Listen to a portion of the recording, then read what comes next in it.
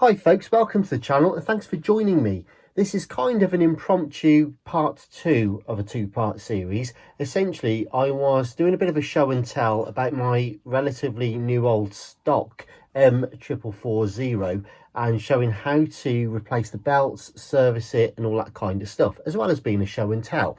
And what basically brought it on was the fact that I'd finally managed to get hold of the actual demonstration tape, the correct one, Hot Escort and Give Me the Music, which is the one that's actually photographed on the front cover of the box. In fact, I'll show you here real quickly, and that's the tape itself. Now my kit didn't have that, and it's extremely rare actually to find that tape, and I managed to get hold of a copy. So in order to celebrate that, I actually unboxed all of this, did a bit of a show and tell, compared it with some of the other similar models in the range.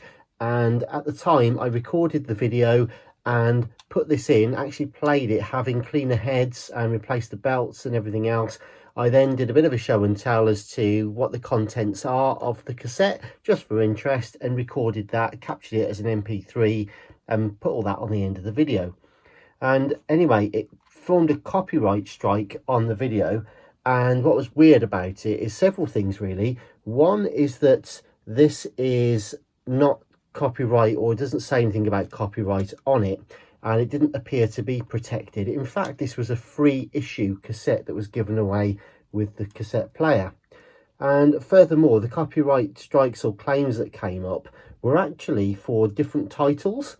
So whether this was licensed way back when from somebody else, and Sanyo had actually changed the names, who knows. But it's weird that the music that was contested wasn't even the names of the tracks, let alone the real music, I don't think. Now I did put a sort of an appeal in, because I didn't want to break the actual video up if I could help it, but nothing seems to have come of that. So this is really a preface just to what was now the second part of the video, which is just to play the music through, which is the part I'd already recorded as the end of the original video.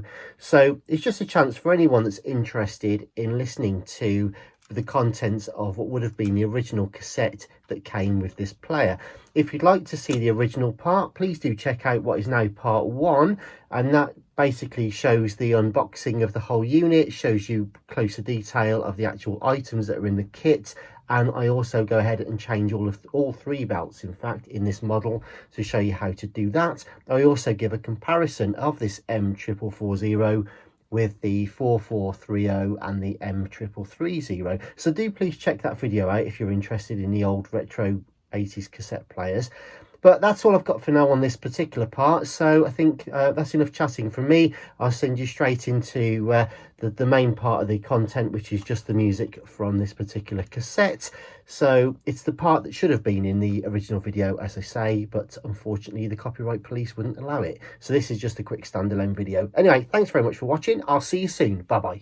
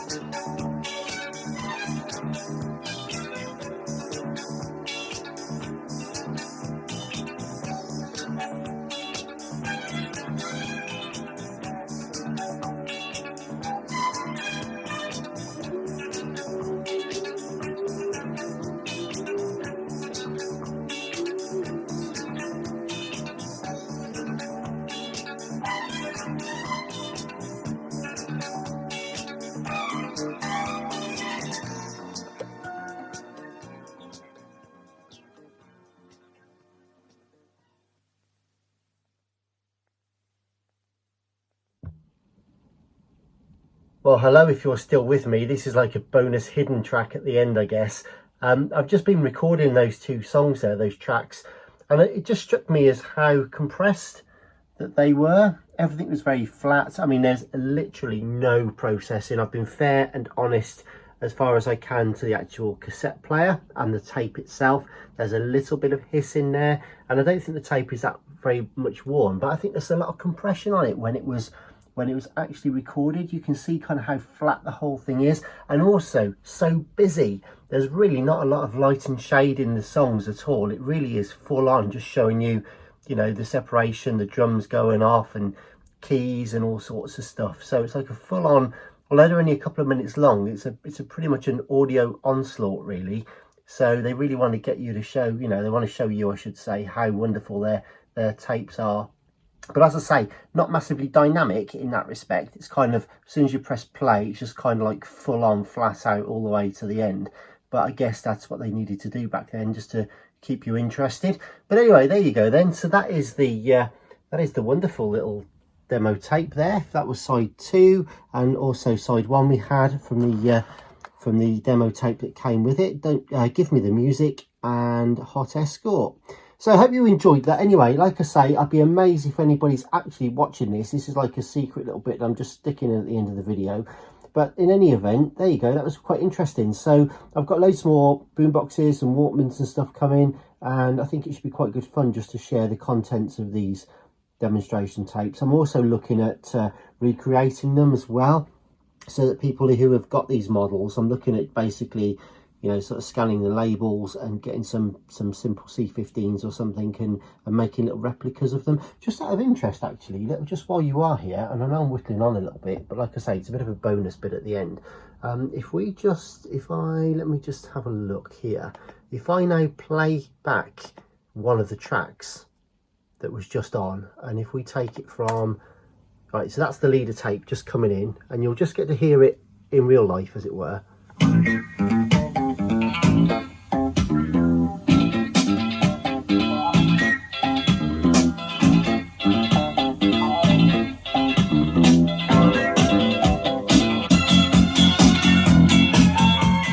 Just turn it down a bit. And if we go to the second track,